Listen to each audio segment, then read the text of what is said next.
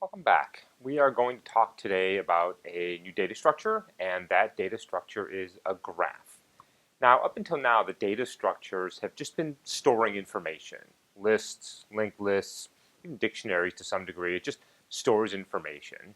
And graphs also store information, of course, but also store the relationship between that data.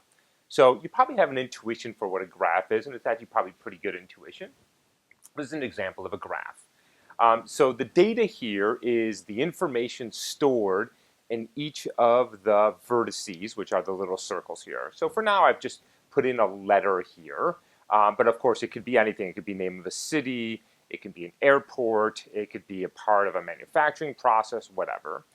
And notice that the data, what's stored in the vertices here, are related by a link. That is called an edge.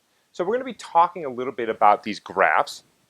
Let me start off by just defining a bunch of nomenclature, and then we're going to talk about how you represent graphs, and then we're going to talk about algorithms, and then we're going to talk about runtime complexity, and so on and so forth.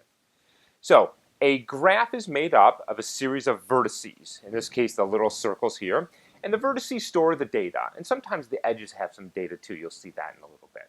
So just by way of nomenclature, a vertex or a node is the information that is stored in the graph. The vertices are connected by edges. So the edges signify some relationship between the vertices. So for example, if these were airports, it would be that I can fly from this point to this point. If they were cities, it means that there is a highway connecting them, and so on and so forth. Or if they're people, it means that they are related to each other or they know each other. Okay? So we have vertices and edges make up a graph. Now there are different types of graphs. Let me just enumerate a few of them. This is a so-called undirected, unweighted graph. It's a graph, of course, that has vertices and edges the same way that we just described.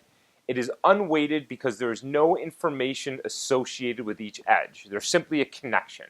So I say that city A is linked to city C, but I don't say, for example, the cost of flying or the distance of driving.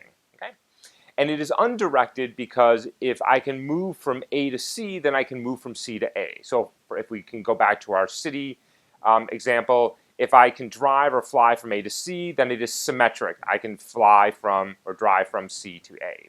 So the edges in this case are bidirectional. You can think about it. They link C to A and A to C. And they're unweighted because there's no information. Now here they've obviously been drawn with different lengths, but that's just because of where I've drawn all the various vertices. That length has no meaning. Now the graph or graphs can also be directed. So here I've drawn a directed unweighted graph. Still a graph, you have vertices and edges. There's no information on the edges, so it's unweighted, but it's directed. So now there's a direct relationship between C and A. So C points to A. So for example, I may be able to fly from airport in C to airport in A, but not vice versa. Now I could have had another edge. I could have had an edge that went from A to C, but if I want that relationship, then I have to explicitly define it in a directed graph.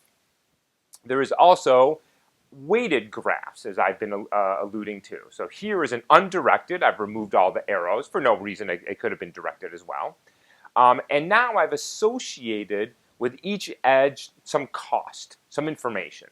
So for example, this may be the distance. It may be the cost. It may be how much two people like each other, whatever it is. So these graphs, you can see, store relationships between data, the vertices. And those relationships can either be directed links, undirected links. So these are undirected. The previous one was directed. And they may have a weight associated that signifies something about the relationship between the vertices. Okay, so that's the basics of a graph. Now, there's a couple of things we need to think about. So one is, how do we represent those things? So when we were talking about lists, it was sort of obvious. You just store a bunch of information, and then you just have to deal with the connectivity. But here we have a bunch of things we have to think about. How do you store the data in the vertices? How do you store the connectivity? What if it's directional versus undirectional? What if it's weighted versus unweighted? And we want to think through, and there's no single representation. We're going to look at a couple of them. And then once we have that representation, we're going to start thinking about some algorithms that you might like to apply to graphs to extract information from a graph. All right, I'm going to stop here, and when we pick it up, we're going to start talking about the representational issues and the algorithms on graphs. So we'll see in a few minutes.